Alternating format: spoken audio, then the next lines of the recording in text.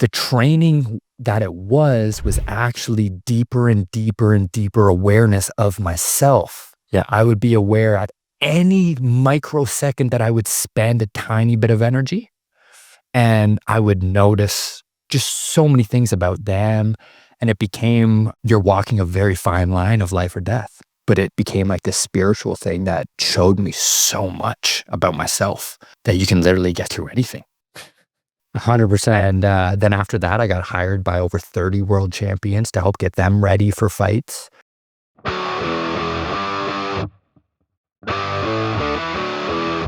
All right, Cody. So I am so excited to have you here. You know, I've had the pleasure, and it has been a true pleasure, of being part of a lot of the entertainment that you've brought to this community, the excitement that you've brought to the world stage. I've been an admirer of all the great things that you've been doing for so long. And fortunately, we just happened to bump into each other at the gym the other day, which I was like, yes, of all places. Yeah. I was not training on the things that you were training on because you're very much more an elite athlete. I'm told I'm not an athlete, by the way, but that's okay. Hold that. That's okay. Well, you know, when I'm an accountant, you get you're not an athlete. That's okay. I can take that. I'm my own champion of sorts.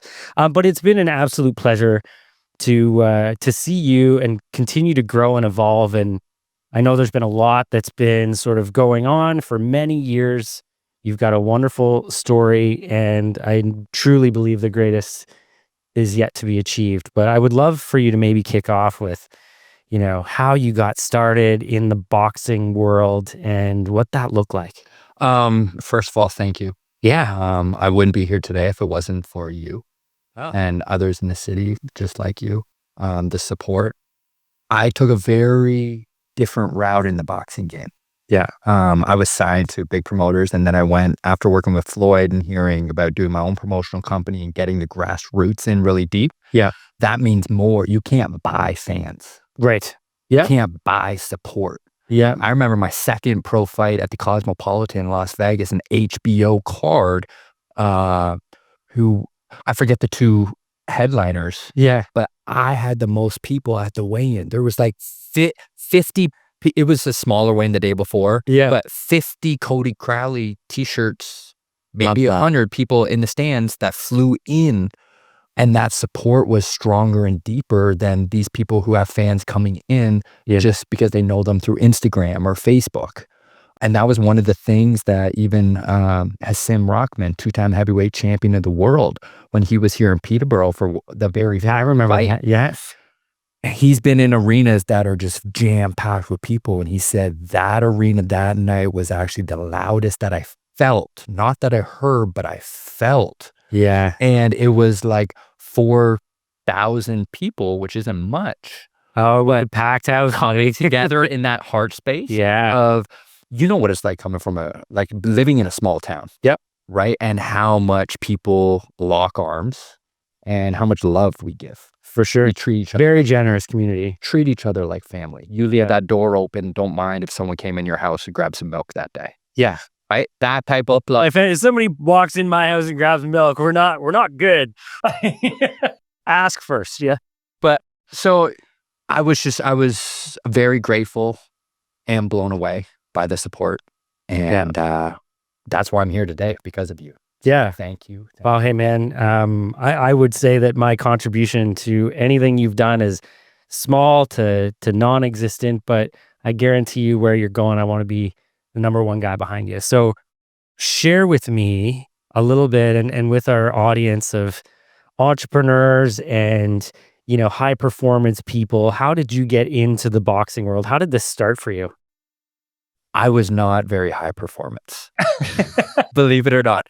So it's crazy. People will look at me today fighting and they'll be like, oh, his endurance, he can just keep going. This must just be second nature. It's genetics and da-da-da. I would say that. I would agree. People would say that, right? But I actually was non-athletic.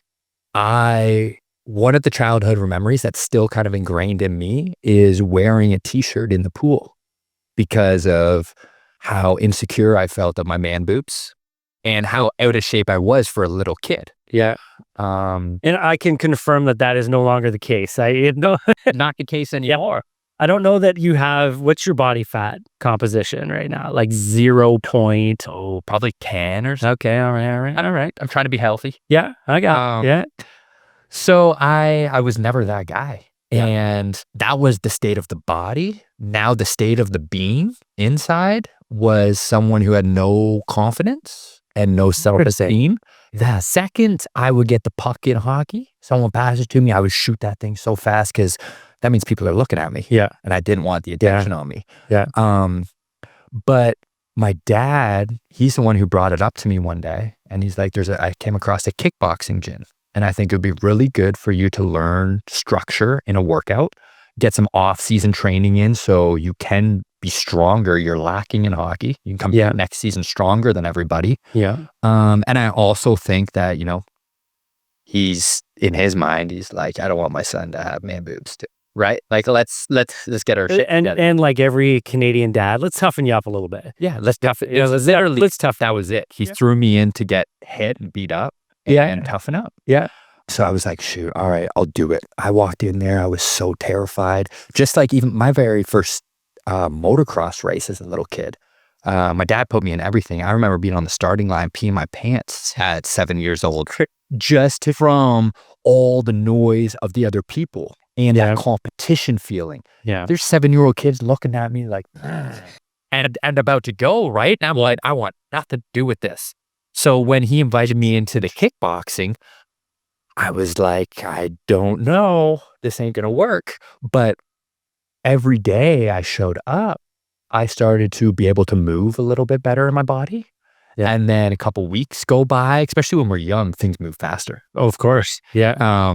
A day can be a week, feels like. Yeah. And all of a sudden, a couple weeks go by, and now in gym class in elementary school, how would I go from like not being good to the best of everything in just a couple of weeks? Maybe it was a month or two. I don't know. Yeah, a couple years, whatever it was. Yeah, whatever. But I noticed right away people started treating me differently.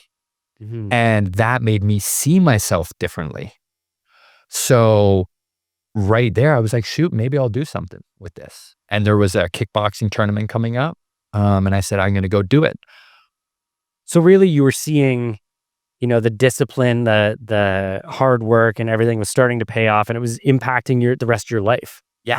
Got it. Not only me, confidence, and in my external reality, people are like, be more open and showing me more respect. Yeah. And so my whole entire elementary class basically knew that I had this fight this weekend, right? And I went there. Little did I know it was a karate/kickboxing tournament. Okay. And 14 and under is co-ed. So you had some big, tall, strong girls that were out there that had matured before you. Yes. I got told that it's my turn to fight. So I get up there. I'm standing, I look across, and there's a little girl with like a purple belt belt on. And I just knew this is not going to be good for me. And when the bell rang, she lifted her leg, went across my face. And I lost my very first fight to a girl. So now I have to go back to school. Did you say your entire school came to watch this? No. Like, I was telling them. Okay. Oh, yeah. That was your first mistake. You should have never said anything. Right. But those little egos, right? I wanted people to think something of. Yeah. This is what I'm doing after class. Yeah. And I had to go back there with not the shame of losing, the shame of losing to a female. Right. And that was a very tough pill to swallow. Yeah. And that was one of the moments where in my life I said that I will become the baddest mother effer on this planet because I do never want to feel this amount of shame. Interesting. Ever again in my life. Wow. I don't want. That's a pretty big defining moment. I don't want to feel embarrassment. All I wanted deep down was acceptance. Yep. So that creates a monster. I would just lock myself in the garage, just train for hours. I remember my mom would drop me off. I would wake up in the morning, live in town at my grandma's because she's closer to the Y. So I could go to the Y from 5 to 7 to then go get dropped off at high school. And then my mom come pick me up from high school at 10, drop me off at the gym till 12, then bring me back to high school, to then pick me up at 3 o'clock, to then drive me to Ajax or wherever to go train. Yeah. And it just became this obsession. And I knew that's when that whole champion mindset came in, where it was like this ability to close off the external world. Yeah. I closed off everything and I just had these blinders on. But I remember my mom, dad, I went months and they're like, are you ever going to do you want to go hang out with a friend? Are you doing anything this weekend? And I was like, no. School teachers, counselors. All right. Graduation next year. We need to get these classes in order. What are you doing for college? I ain't going to college. I'm going to be a professional fighter. Especially in Peterborough. They're like, no. Like, yeah, we've never had a professional fighter before. Like, do you want to go do accounting? You want to learn this? And I was like, no, there's something inside me that I just know I can go and do it. I can do anything. But it wasn't that I could be this greater fighter, but it was just this feeling inside of myself that I know I can do anything. Yeah. It's the same thing that's in anybody else. And in people who want to be the best in the world. Yeah. Right? Yeah. If you want to be the best in the world, I actually had Chris Bumstead, bodybuilding champion, Mr. Olympia. Yeah. He was on the podcast and talked to 6-time Mr. Olympia. It's like, you need to be dedicated. You need to be obsessed. If you want to be the best in the world in something, you've got to forget about everything else. Yeah. And you got to be obsessed. And that's what I was. Yeah. Completely obsessed. All throughout high school, I sometimes went to parties, but mostly it was just all business, right? Straight training. Yeah. And then the second I graduated, remind you, my amateur record was 50-50. Out of 60-something fights, I only won 30-something. Interesting. So it's not like, oh, this is a hot prospect coming up or anything like this. This is just a kid in the gym. And in my mind, I'm in Vegas. I'm going to be this world champion. And the day I graduated, luckily, thankfully enough, my dad is so supportive. He's like, you want to go chase this dream? I'll support you. Right before graduation, actually, I was training at the Tap Out Training Center. You know, Tap Out Clothing? Yep. Big MMA. Yeah. So I was training there. And a guy, the boxing coach, invited me to come live with him. And I did graduate, and he would take me on, he would train me and everything like that. So the day I graduated, I booked a one-way trip down there, and I only lasted 6 months.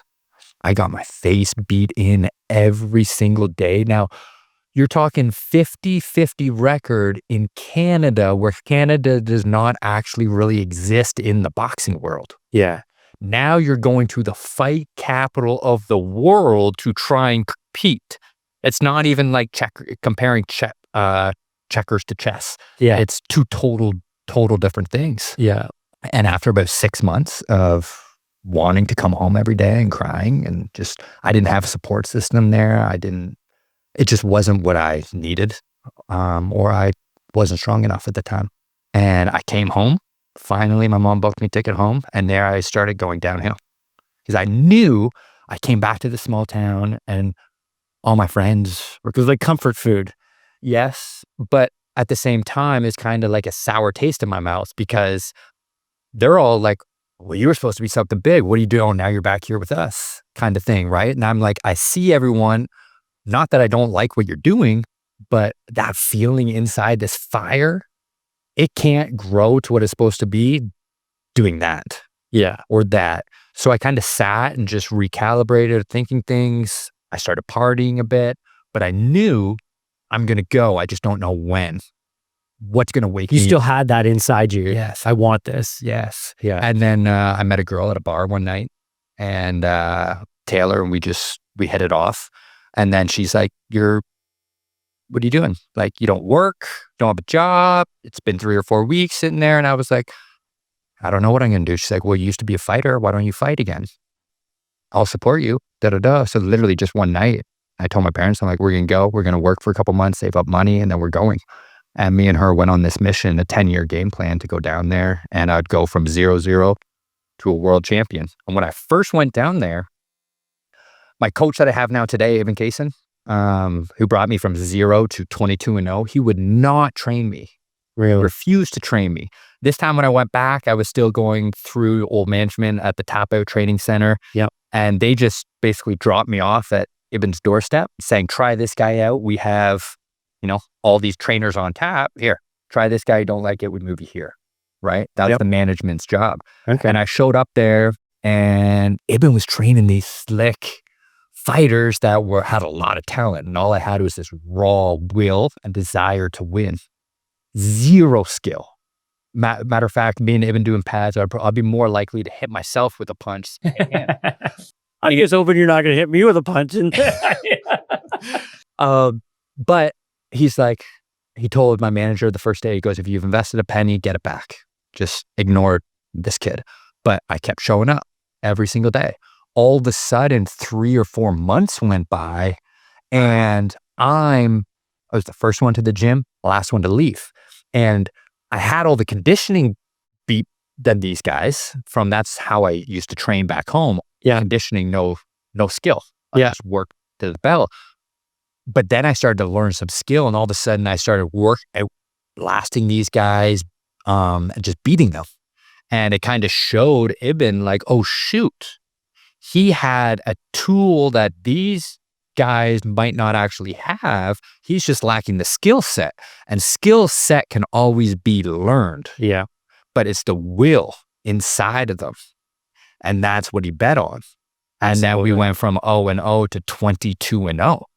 And so fought some of the greatest fighters after I boxed Floyd Mayweather. Thanks to Ibn. They called him up when he was fighting Manny Pacquiao for the biggest boxing fight, cash fight of history. Yeah. At the time. And Ibn goes, yeah, I got a guy. Don't worry, I'll send him down. Floyd's sparring manager called him, right? He said, yeah, I'll send him down for training camp. And they were looking for like a 5'6", 140-pound dude. Yeah. 5'10". Yeah. Out of camp, out of shape. I'm 170. Yeah. So when I showed up there, Boza just looks at me and he goes, nah, this isn't going to work. Hey, you're there, shoot back. So I was like, well, what do I do? So I went and sat in the corner for 2 weeks. I showed up every day and just sat in the corner and waited for Floyd to come. And then they would all train and I would still just sit there. And then one day, Floyd came in late. Normally he'd come in around 3. Everyone on payroll had to be there at 3, but when he shows up, he shows up. Yeah. It's 6 p.m. one night. We're all in there for 3 hours later. I'm not getting paid though. I'm just here. Yeah. They let me be here. And he was very angry. I don't know what he was dealing with or got caught up in. Yeah. But I heard people say, yo, whoever, I feel bad for who's going in the ring. When Floyd gets here, he just called, he's on the way. Oh, and I'm boy. sitting in the corner and they say, yo, Canada, you're up. And I was like, what? Wait, after you just say Floyd's mad. Yes. Yeah. I was like, me? Yeah. And This guy? no one knew my names. Right. And so I was like, shoot, okay. And I'm putting on my wraps and I'm trying to warm up and I'm like, what is going on? Then I get in the ring and I look across and there's Floyd Mayweather and then his dad, Floyd Sr., the greatest fighter, and his dad, the greatest trainer, and then Roger. And then I look back and at the time it was my friend, Chef Mark, who I love, who was just, he loved being in the gyms and he would help me out whenever he can.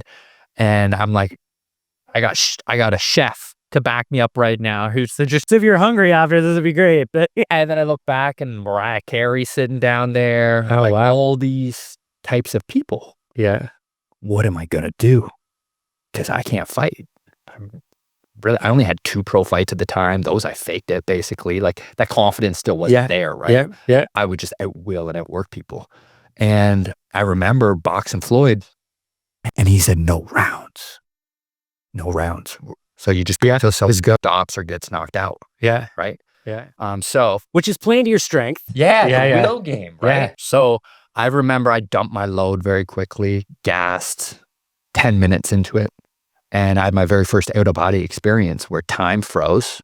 I got sucked up and I'm standing above the ring and I'm just like, what the Wow. is going on? Yeah. And I'm like, do you really want to be here right now, Cody? Like, seriously, do you want to be here? You can pack up and go, but stay here and keep going. And that's what a champion is. He does not give up. Yep. I just And then I blinked. I kept going. 36 minutes later, No. 36 minutes later, Floyd just looks at me and drops his hands and gives me a fist pump and drops down, rolls out and starts hitting the bag.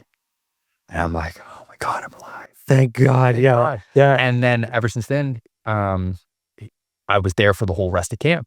And every time I boxed, we would box either 12 rounds or no clock and just go, go, go. He was using me there for the conditioning. Yeah. Even one point, I was still training for fights, my own fight at the same time, right?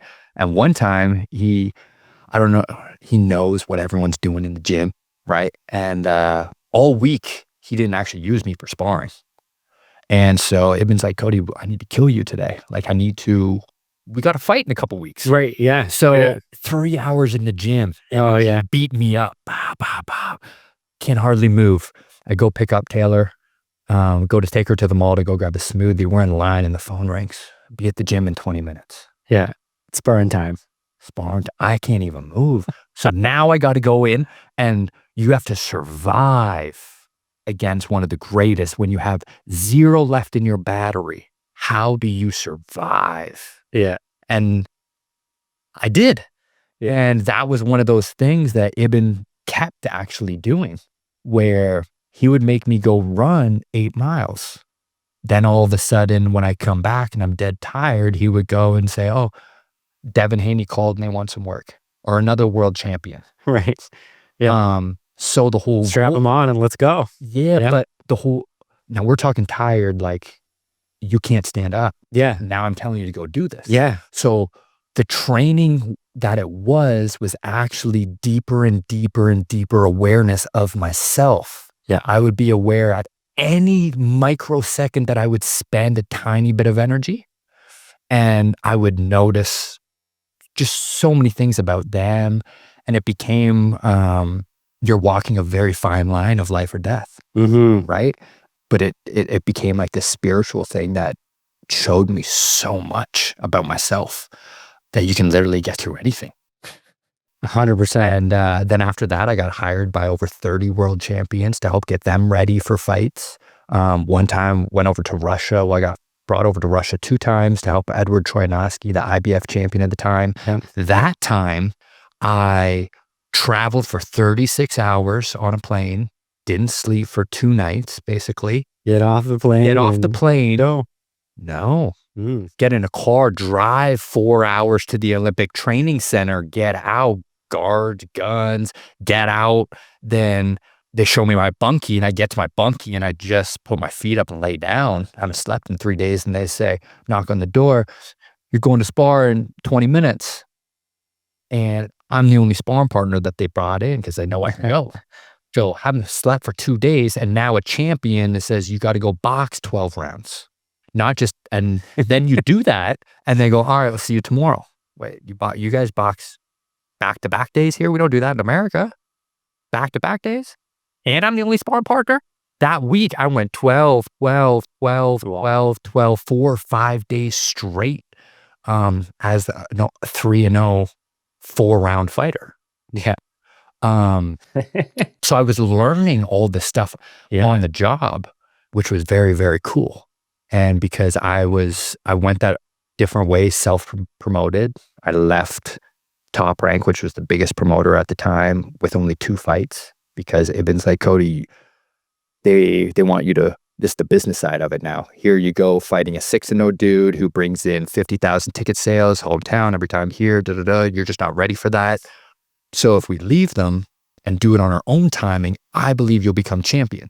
But right now, you don't have the skill to compete at an even level. Right. So that's why I went, and I was like, okay, we started our own promotional company. We had fans. We came back here. We went kind of all over doing it. And what was the name of the promotional company? I know. Yeah. Yeah. Triple C Promotions. Yeah, which was cool. Right? Yeah. It kind of felt like I had control for the first time in my life, where I could kind of do what I wanted to do, which was very nice. But that got to a certain point where I could only bring in so much revenue.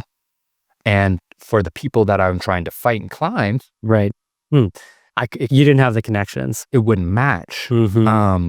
But then one of the last fights, the last one we did here, we partnered up with UFC. Dana White, when I first met him at 16 years old, that was when me and my dad went down for the UFC fight. Yeah. I snuck into the World World MMA Awards that were going on at the time, and I ran up to him. I'm like, Dana, I got an idea. He's like, what, kid? I was like, you need to have an amateur Ultimate Fighter TV show for kids like me, under 18, the next generation. We need it. And he laughed and said, come back and see me when you're older. And then blink, 10 years later, there I am at a 17-0 undefeated fighter with my own promotional company, sitting at the table doing a deal with him, where he gave us some cash to use for the show to get a better opponent. For sure. But then it got to that point where the business again. Yeah. We couldn't quite keep sustaining it unless we did something else. But that very last fight, the one over here in it was town, so good. The very last fight, it shouldn't have happened. Monday morning, right? I'm hitting 6-minute miles, hitting pads. Tuesday, and I already knew. Shit, it's happening again. I've been fighting sick for 5 or 6 years prior to this. I was like, oh shoot, it's happening again. All of a sudden, Wednesday comes and I can't do 1 3-minute round of shadow boxing. Oh, I literally can't move my arms. It's the lupus, autoimmune. And I still remember my mom coming in on Saturday to hug me, kiss me. Good luck. I love you so much. Go do your thing. And I'm crying because I can't stand up. Mm-hmm. And I have all these people in my hometown that are going to judge, that are going to whatever. I have this obligation and this fulfillment that I feel like I need to provide for them and also myself. Mm-hmm. But I can't stand up right now. Yeah. And I would slam 3,000 milligrams of caffeine and go and box 36 minutes. And after that last one, that's when I said I will never, ever fight again until I understand what's happening to my body. Right. And that started a 3-month kind of downward spiral. I didn't leave bed. I got super depressed, all sorts of stuff. At the same time, my wife's like, hey, I'm getting, immigration and all this stuff. And me and her, all of a sudden the next week we get married, and I'm literally at my wedding and I'm pooping blood. And basically no doctors could really help me get better. But when it all came down to it, I had fatty liver, autoimmune, lupus, IBS, pooping blood, adrenals going down, kidneys going down, neurological issues. Is that from fighting and getting your organs hit? So no. Really? So all that happened. And then one night I just had this experience. I'm not religious. I never had a connection with God. Mm-hmm. But something changed in my life that night. And it showed me all the misalignments in my body and how I caused. It showed me how I caused them. Mm-hmm. And I scrolled back and looked through, and a decade long of eating like an athlete, eat chicken and rice 6 times a day and having all my supplements. Yeah. But I was having all these artificial colors, sweeteners, dyes from all the products I was taking, as well, all the food, and eventually like aspartame, like what that does to your nerves. It's crazy and people don't realize it. And no doctors could help me with these things. They could label it, but they couldn't cure it. And then I started to see other things about myself that happened throughout my whole life that I kind of, don't remember that. And one of them was a childhood experience. And that was the moment where I just closed off from everybody and really said that I would be one of the baddest motherfuckers on the planet because I wanted to be accepted. That's it. All I wanted to be was accepted and loved and not filled with shame. So you felt this at that time or when you were younger? No, so during this insight, right? Yeah. I seen that it was my very first sexual experience as a kid. Kids just playing forever, was with another male. Okay. And then there's an older kid on the street, not really old, a year or two, whatever, right? And then I went somewhere else, and I guess maybe I was trying to do something like that again, and I got called gay. And that, from that moment,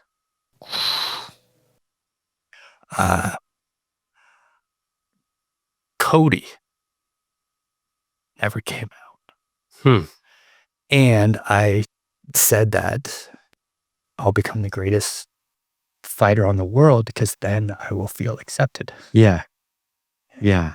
100%. So that's why all these years of like my hand being raised and I couldn't make it out. Why am I still depressed? Why am I still sad? Why don't I feel some fulfillment?